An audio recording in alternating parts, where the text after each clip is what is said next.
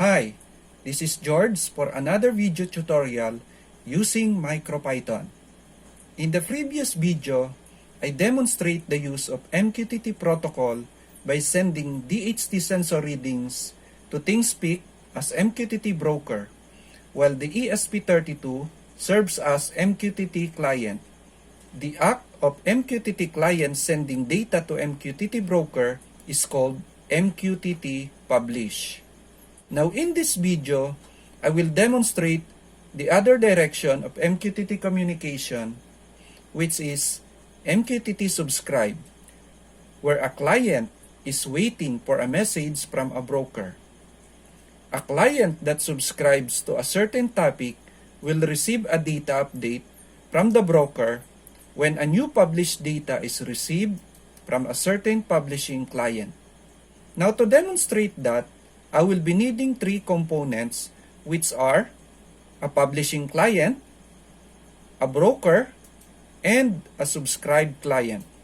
I will be using MQTT Box application to emulate or to function as a publishing MQTT client. This application is available for Windows, Mac, and Linux. I will use Thingspeak as MQTT broker and an ESP32 as a subscribed MQTT client. Now to use the MQTT box, you need to create a profile, which is like this one. Just click this one and go to settings by clicking the gear icon. Here in MQTT client name, you can use any name you want. Then here in protocol, just select MQTT TCP. In MQTT ID, you can click this one, but I will not do it because this one is I already use in my source code, which is this one, unique client ID.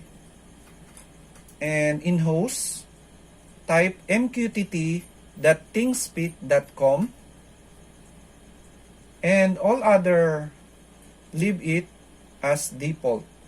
So I will save it, then I will connect.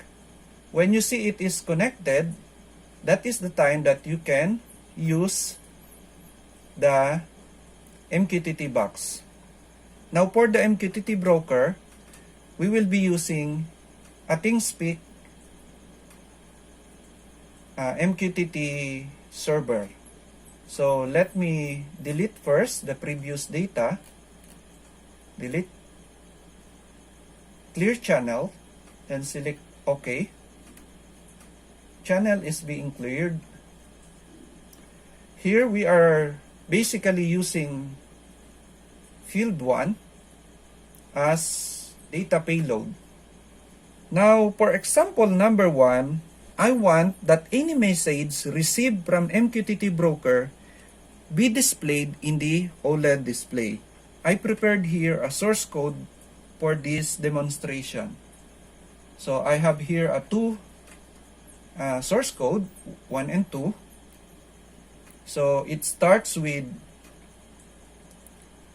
importing the necessary modules and libraries. Then the onboard LED objects are created and for the OLED. Then the Wi-Fi is configured as a station mode, and let it connect to my Wi-Fi router. Then we have here a callback function. This will be a function that will be called when a new message is received from MQTT broker.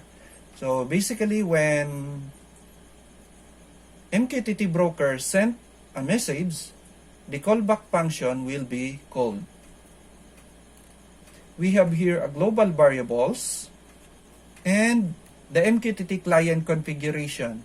So we create again another object named client.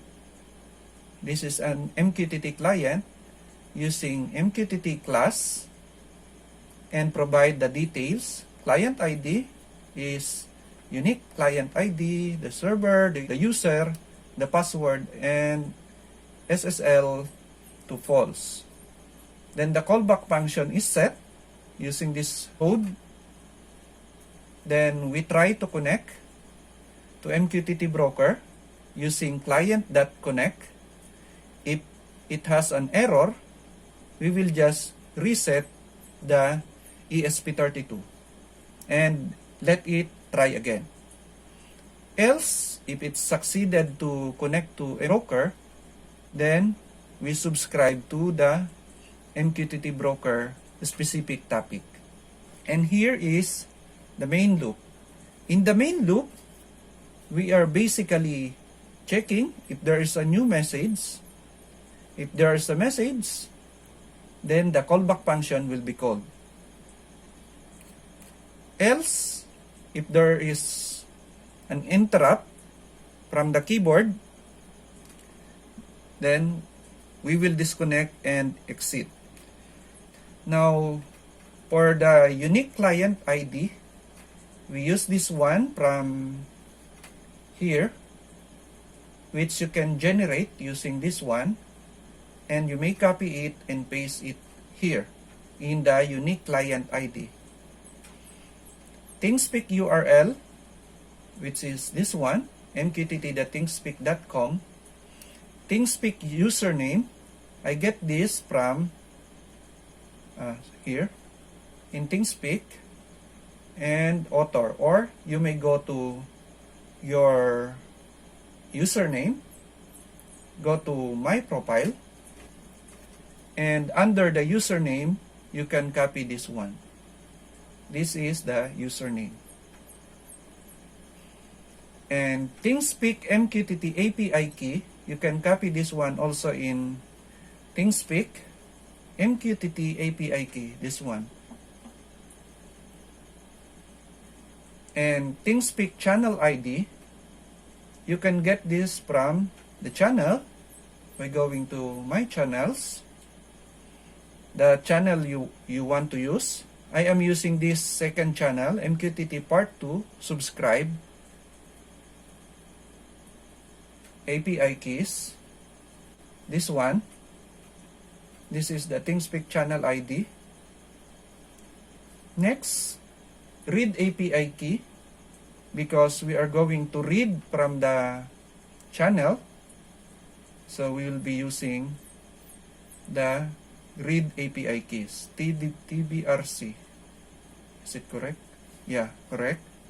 Then the topic we subscribe is channels / Thingspeak channel ID / subscribe / fields / field 1 / the read API key. Let's run it. Okay, it's connected. Let's send hello. Publish. Yeah. So I send a hello. When a broker sent a message to the ESP32, we print it in the OLED, and we also print it in the repo, which is this one. Let's try again. Tech.to.tinker, and hit publish. Okay. We can also try the Control C. This one. Control C. Control C, press, and exiting. Now we are back into the repo. Another example could be to use the MQTT message for controlling something. We will treat any message from MQTT broker as a command. Our goal is to control the state of the onboard LED, here, the onboard LED, or the color inversion of the OLED display by sending commands through the MQTT message. I prepared here a modified source code. This is almost identical to example number 1, just that I added here an if statement here. I also use a global variable message which will be treated as a command.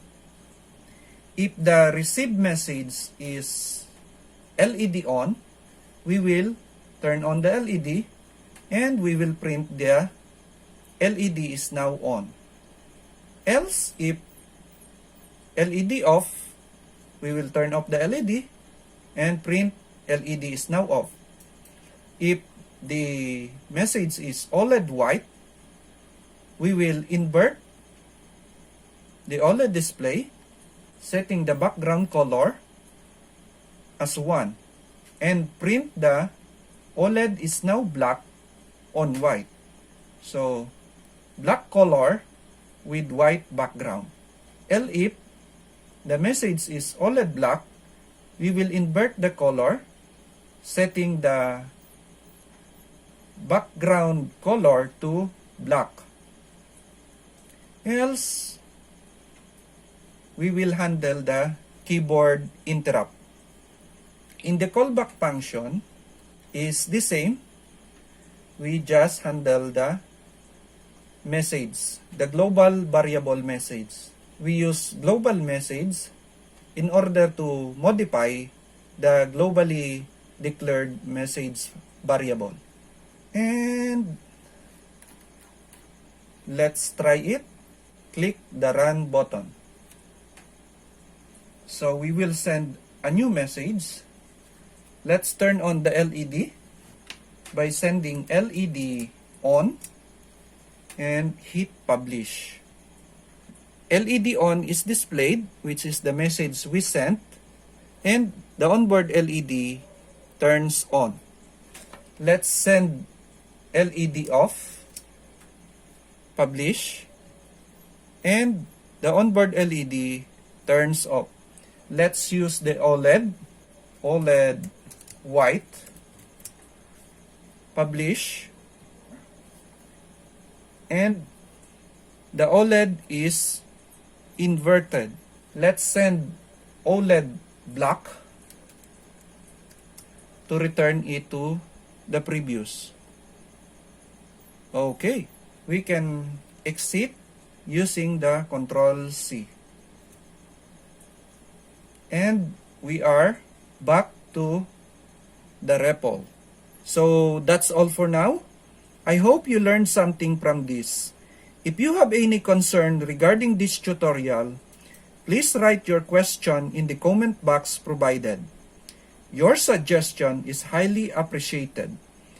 If you enjoyed this video, please give me double thumbs up by clicking the like button and share this to your friends so that it can reach more people who might benefit from this. And if you are new to this channel, be sure to hit the subscribe button and the notification bell so that you will be notified when a fresh video like this is uploaded. You might also like to visit my blog post at tech.to.tinker.blogspot.com for more details such as circuit diagram and source code. Thank you and have a good days ahead. God bless. Bye.